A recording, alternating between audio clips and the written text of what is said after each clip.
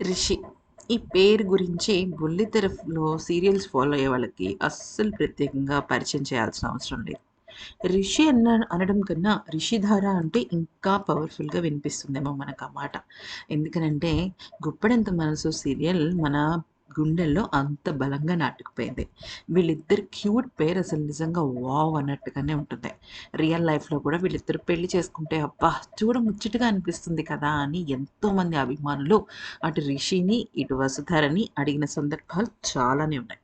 అయితే 'గుప్పెడంత మనసు' సీరియల్ అయిపోయిన తర్వాత అసలు నిజంగా చాలా మందికి హార్ట్ బ్రేక్ అయిపోయింది. వీళ్ళిద్దరూ ఇంక మళ్ళీ కనిపించరా, మళ్ళీ మన ముందుకెప్పుడొస్తారా అని అందరూ అనుకున్నారు. అయితే చాలా రకాల ఈవెంట్స్ గట్రా చేస్తూ వచ్చారు కానీ, ఇక ఇద్దరు కలిసి మనకెక్కువ కనిపించలేదు. కానీ ఇప్పుడు 'చిన్ని' సీరియల్‌లో మనకి చిన్నిగా ఎంట్రీ ఇచ్చేసింది మన వసుధార. మరి వసుధార వచ్చిందంటే రిషి రావాలి కదా! రిషి వస్తేనే కదా రిషిధార అవుతుంది అనేసి మీరందరూ అనుకోవచ్చు. అయితే దీని గురించి ముఖేష్ స్పందించడం జరిగింది. చాలామంది నాకు మెసేజ్‌లు చేస్తున్నారు. రిషిగా మీరెందుకు అంటే మీరు సీరియల్స్ ఎందుకు చేయటం లేదు?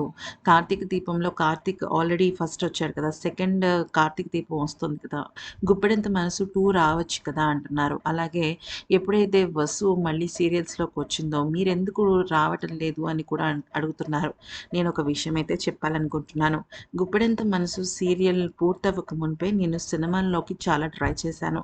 అయితే ఆ సమయంలో నాకు మంచి ఆఫర్స్ వచ్చాయి. ఆ ఆఫర్స్‌ని నేను వదులుకోకూడదు కాబట్టే, ఆ సమయంలో నేను అంతకు మించిన పని చేశాను. అయితే నా అదృష్టాన్ని పరీక్షించుకున్నాను. ఖచ్చితంగా దానికి సంబంధించిన శుభవార్త మీతో మీ ముందుకొస్తాను.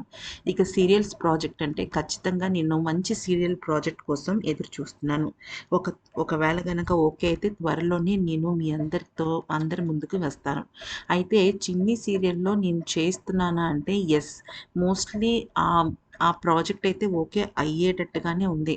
కాకపోతే షెడ్యూల్స్, క్యారెక్టర్ ఎన్ని రోజుల పాటు యాక్ట్ చేస్తాను, ఇవన్నీ కూడా మ్యాటర్ కదా! అందుకని ఆలోచిస్తున్నాను అంటూ చెప్పడం అయితే జరిగిందనమాట.